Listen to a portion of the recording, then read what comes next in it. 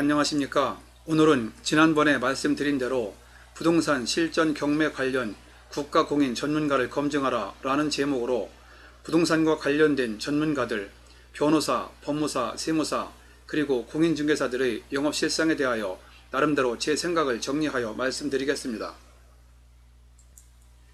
부동산 경매와 관련하여 국가공인 자격증을 가진 전문가로는 좀 전에 언급한 변호사, 법무사, 세무사, 그리고 공인중개사가 있습니다. 이러한 전문가들의 업무 영역을 보면 법률적 분쟁이 생겨 소송을 할 때는 변호사의 도움이 필요하고, 이전 등기나 설정 등기를 할 때는 법무사가 필요하고, 양도세 등 세금을 정리할 때는 세무사가 필요하고, 그리고 중개를 통할 때는 공인중개사가 필요합니다. 물론 젊은 층을 중심으로 전자소송 등을 통해 나홀로 소송을 하거나 아니면 등기나 세금 신고를 본인이 직접 하는 경우도 갈수록 많이 늘어나고 있습니다. 그런데 일이 생겨 변호사 등 전문가에게 일을 맡기게 되었을 때 과연 그들이 제대로 일을 할 것인가 하는 것이 상당한 문제입니다. 당연히 전문가니까 일을 잘 하겠지라고 생각하겠지만 업무 방식은 법이나 규정에 정해져 있어도 막상 일을 풀어나가는 과정을 보면 그렇지 않은 경우도 상당히 많습니다. 지금부터 앞에서 말씀드린 변호사 등 부동산 관련 전문가들이 어떠한 형태로 일을 하는 경우가 있는지 그들의 업무 실상을 제가 경험한 대로 본 대로 한번 살펴보도록 하겠습니다. 먼저 변호사와 법무사의 경우부터 알아보겠습니다. 지난주 말씀드렸던 31회차 집주인을 상대로 민사소송을 해야 하나 말아야 하나 라는 유튜브에서 집주인이 경매를 당해 보증금 중 일부를 못 받은 세입자가 변호인을 선임하여 집주인을 상대로 소송을 한 경우를 얘기했었습니다. 그런데 그 사건의 경우는 법리상 판결로 가면 질 것이 뻔한 사건인데 변호사가 무리하게 사건을 맡았다고 했습니다. 그런 경우 양심 있는 변호사라면 처음에 사건 상담을 하면서 이런 경우는 재판을 해도 결국에는 이길 가능성이 없으니 아예 소송을 하지 말라고 권했어야 한다고 했습니다. 이렇게 유감스럽게도 로스쿨 등 시행으로 변호사 수가 급격히 늘면서 사무실을 유지하기도 어려운 곳이 많아져 종종 양심을 어기고 무리하게 사건을 수임하는 경우가 의외로 많습니다. 설마 변호사가 거짓말 하겠어? 라고 하실지 모르지만 변호사도 우리와 똑같은 사람입니다. 변호사 가운데 인성적인 측면에서 남의 일을 자기 일처럼 생각하고 성실하게 일을 하는 분들도 많지만 갈수록 변호사의 수가 늘다 보니 상대방은 어떻게 되든 자기만 돈만 벌면 된다고 하는 변호사의 수가 점점 늘어나고 있습니다.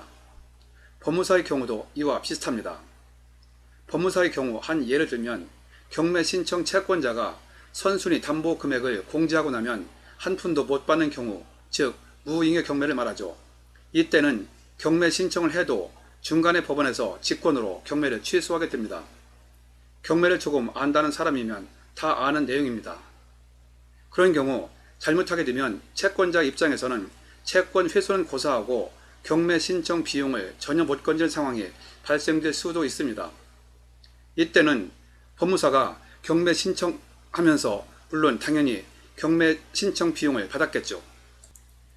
그러나 경매 신청자는 돈은 한 푼도 받지 못하고 괜히 법무사 비용만 날린 경우가 됩니다.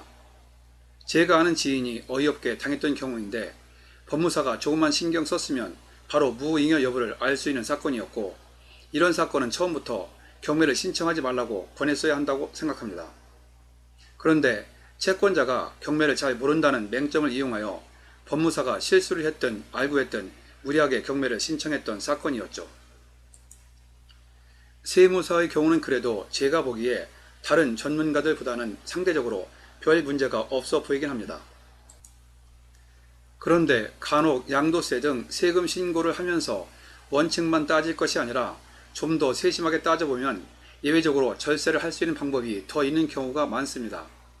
그런 경우에도 그냥 너무나 업무 편의적으로 일을 처리하여 나중에 좀 더 면밀하게 검토를 했었으면 하는 아쉬움이 남는 경우를 종종 보았습니다. 그런데 같은 국가공인 전문가라도 공인중개사의 경우는 상당 기간 동안 부동산 현장을 발로 뛰면서 체험했던 제가 보기에 상황이 좀 다르다고 생각합니다. 공인중개사의 업무 영역은 매매, 임대 등 기본적인 중개와 시행, 개발 등 상당히 다양합니다. 그런데 그러한 다양한 분야에서 너무나 다양한 형태의 변칙, 속임수, 꼼수가 발생하는 경향이 있다고 봅니다. 이러한 예는 너무나 많은데 우리들이 접하기 쉬운 한 예로 매매와 관련하여 공인중개사가 매도인과 매수인 중 어느 편에 서느냐에 따라 상황이 달라지는 경우가 많습니다. 당연히 공인중개사는 매도인과 매수인의 중간에서 중립적으로 중개를 해야 하는데 현장에서는 그렇지 않은 경우가 상당히 많다는 얘기죠. 지금 이 순간 제 얘기를 듣는 분들 중에도 이미 그런 경험을 하신 분들도 꽤 계실 것으로 생각합니다. 특히 토지, 상가, 빌딩을 매매할 때 매도인이 나에게는 얼마만 받아주고 더 받는 것은 공인중개사가 갖기로 하는 경우가 많습니다. 소위 대두리 작업, 입금가 또는 인정 작업이라고도 하죠. 그런 경우 공인중개사가 중립을 지키지 않고 돈을 더 챙기려고 욕심을 부리면 경우에 따라서는 매도인이 제때에 못 파는 경우가 생길 수 있습니다. 그리고 매수인의 경우 더 깎을 수도 있었는데 중간에서 공인중개사가 안 된다고 하면 그 물건을 꼭 사려고 하는 매수인은 돈을 더 주고 살 수밖에 없습니다. 나중에 공인중개사의 농간으로 제때에 못 판 것을 안 매도인이나 더 싸게 살 수 있었는데 더 비싸게 산 것을 안 매수인의 마음은 과연 어떨까요? 제 경험상 매수인이 샀던 금액이 적정했는지 여부는 나중에 그 물건을 팔려고 내놓았을 때 그때 알 수 있습니다. 가령 몇 년 후에 팔려고 내놓은 가격이 잘 안 팔리는 가격이라면 대개는 살 때 너무 비싸게 샀다는 것이 자연스럽게 증명되는 것이기 때문이죠. 이것을 나중에 한 매수인은 앞으로는 그 공인중개사를 절대로 보지 않으려고 할 것입니다. 지금까지 간단하게 부동산 관련 전문가들의 영업실상 몇 가지를 살펴보았습니다. 물론 대다수의 부동산 관련 전문가는 양심적으로 성실하게 업무를 처리합니다. 그런데 앞에서 말씀드린 것처럼 현실적으로는 간혹 때로는 종종 비양심적으로 업무를 취급하는 전문가들이 있다는 것이 문제입니다. 그래서 제 경험상 국가공인 전문가라고 하여 무조건 믿을 것은 아니라고 생각합니다. 하다 보니 아무리 잘 아는 전문가라 해도 무조건 믿을 것은 절대 아니라고 보는 것이죠. 그런데 일단 전문가에게 어쩔 수 없이 일을 맡길 때는 아는 사람이든 모르는 사람이든 어느 정도는 검증을 하고 일을 맡겨야 나중에 후회가 없다고 봅니다. 이때 검증의 핵심은 성실성과 집요함을 1차적으로 확인하는 것입니다. 어떤 사람은 전문성이 먼저 아니냐고 볼 수도 있는데 제가 보기에 전문성은 2차 문제라고 생각합니다. 왜냐하면 성실성과 집요함만 충분히 있으면 전문성이 좀 떨어져도 조금만 노력하면 누구나 바로 전문성을 갖출 수 있기 때문이죠. 그래서 제가 보기에 전문성은 2차 문제라고 생각합니다. 그러나 성실성과 집요함은 반은 타고나야 합니다. 그리고 성실성은 공부나 노력으로 하루아침에 이루어지지 않는다고 생각합니다. 때로는 대형 사건이나 특수사건, 정치적 사건에서 막대한 비용이 들어가는 전관 예우나 학연, 지연이 중요한 경우도 있습니다. 그러나 좀 전에 경매를 당한 세입자가 집주인을 상대로 변호인을 선임하여 소송을 한 것처럼 일반적인 사건에서는 대개 남의 일을 내 일처럼 성실하게 취급하는 전문가가 중요합니다. 그리고 사건을 끝까지 다각도로 파고드는 집요함이 상당히 중요하다고 생각합니다. 그래서 성실하고 집요하게 이 일을 처리하는 전문가를 만나는 것이 제일 중요하다고 생각합니다. 그런데 그것을 알아보는 방법은 상담을 하면서 비록 내가 맡기는 일이지만 전문가가 자기 일처럼 소신을 갖고 일을 하느냐를 따져보는 것입니다. 왜냐하면 일반적으로 남의 일을 자기 일처럼 성실하게 일한다는 것은 쉽지 않기 때문이죠. 그런데 원칙대로 일을 하면서도 예외적인 경우까지 병행하여 세심하게 살펴보고 최대한 비용이 들어가지 않는 효율적인 방법을 찾아가면서 일을 하는 전문가는 일단 어느 정도 된 사람으로 보시면 됩니다. 그런 느낌은 대략 30분 정도 대화를 하면서 대화 내용이나 눈빛, 표정 등을 면밀히 관찰하다 보면 어느 정도 알 수 있습니다. 이때 고객의 눈을 계속 쳐다보면서 대화를 하는 사람은 숨기는 것이 거의 없는 사람이라고 보시면 될 겁니다.